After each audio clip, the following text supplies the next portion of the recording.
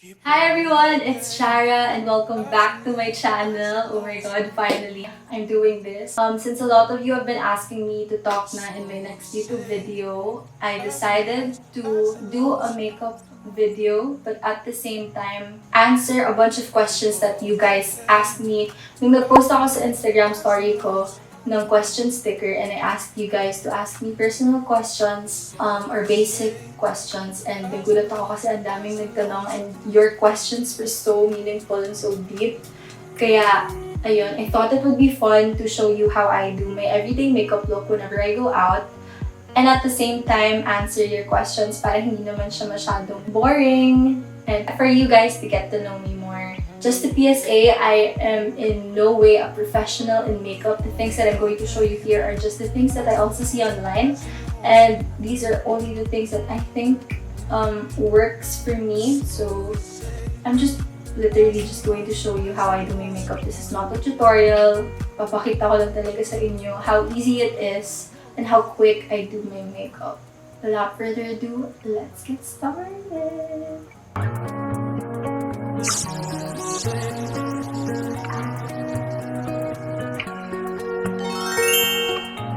Hi Ate Des. I'm fine, thank you for asking.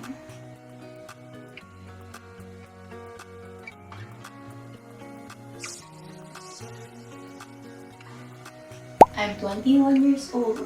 Marlene, thank you for asking. To be honest, hindi talaga dapat ako tourism.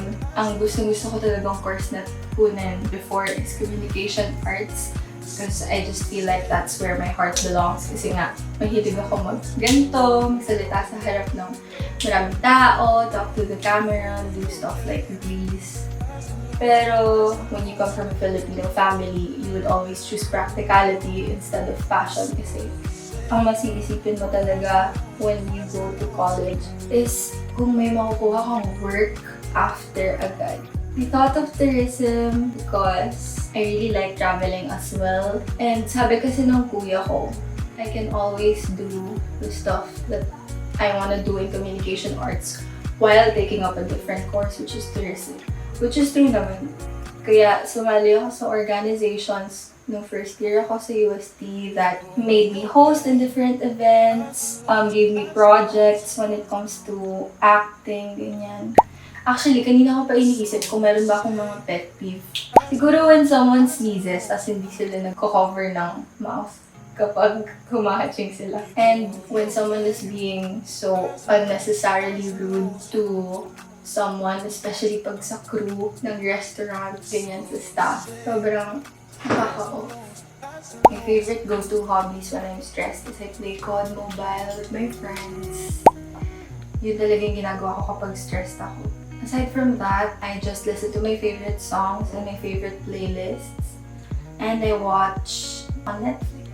I usually talk it out with my friends. Kaya I'm so thankful for my friends who have been with me this quarantine. Hindi naman tayo makakalabas basta-basta. So I'm very thankful for those friends na one chat away. Sobrang thankful ako sa kanila kasi they always listen to me. Minsan nga na naiisip ko na baka nagsasawa na sila sa akin kasi parati na lang akong nagsasabi ng problema sa kanila. Pero hindi. They never made me feel like I was a burden to them. And they never made me feel like nakakaistorbo ako or na nagsasawa sila sa akin sa mga problema ko.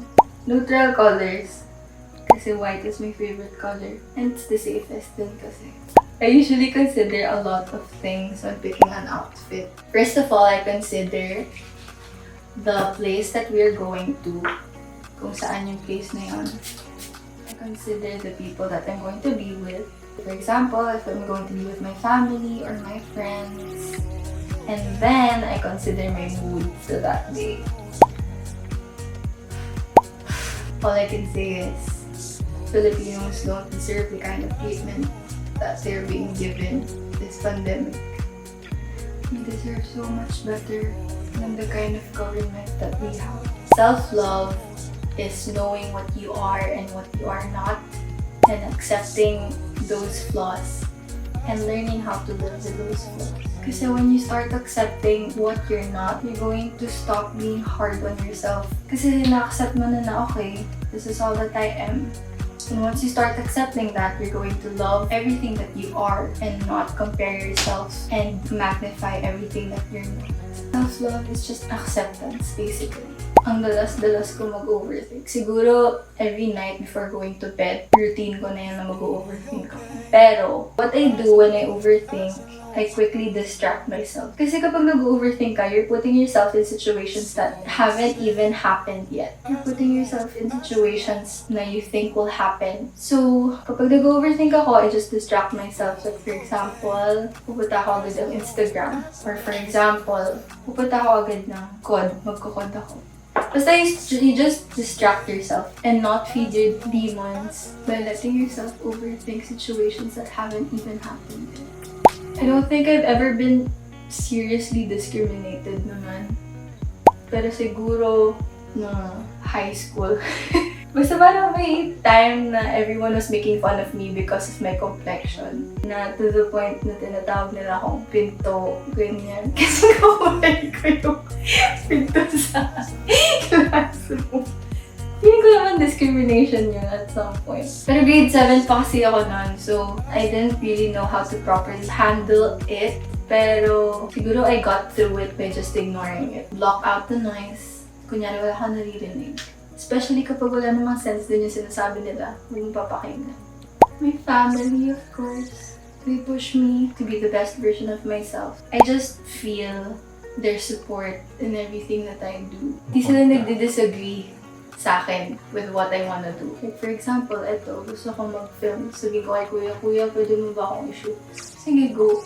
Sinusuportahan nila ako by providing for me and helping me achieve everything that I want. I feel like these past few days, I've been so hard on myself. Kaya, I'm striving to be the best version of me for me. To be honest, ang tagal ko na gusto mag-YouTube.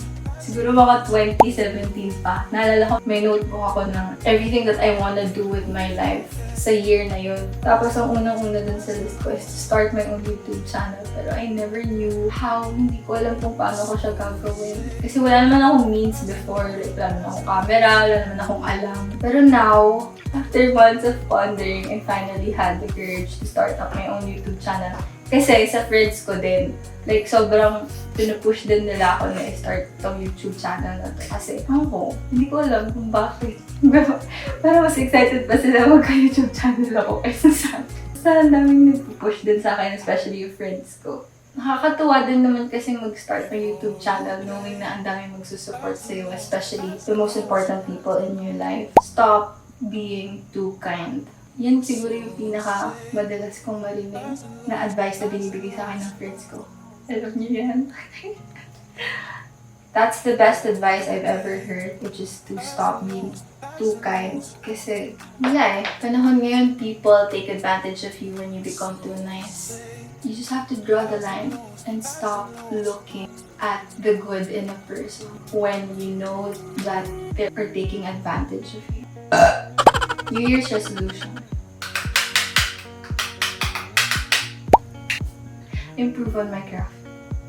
What's the most valuable lesson you've learned in 2020? Dami na kasi nangyari. So, hindi ko alam. Ikaw kuya, yung realizations mo this year? Ako? Di ba masagot? Life is very important.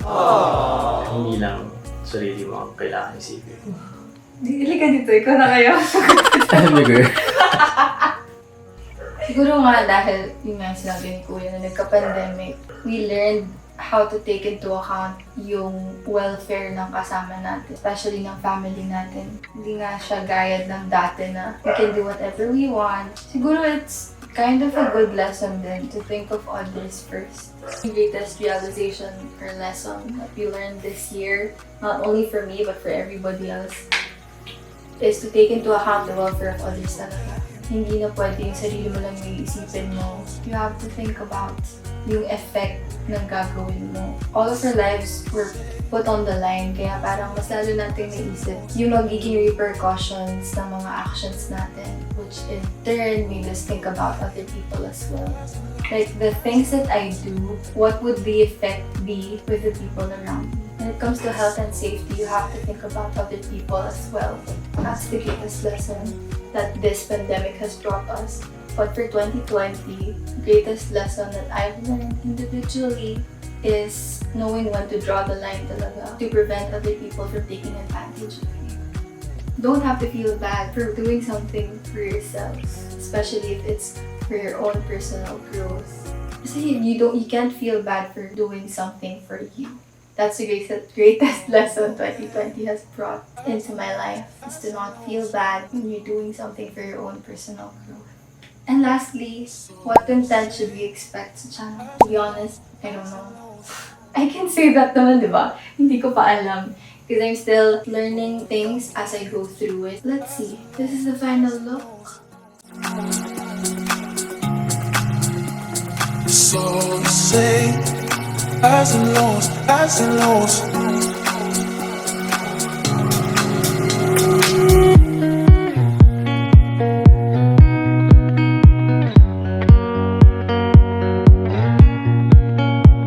Thank you so much for watching, and of course, thank you so much for everyone who sent their questions. I really hope nasagot ko sila and may sense yung mga sinabi ko.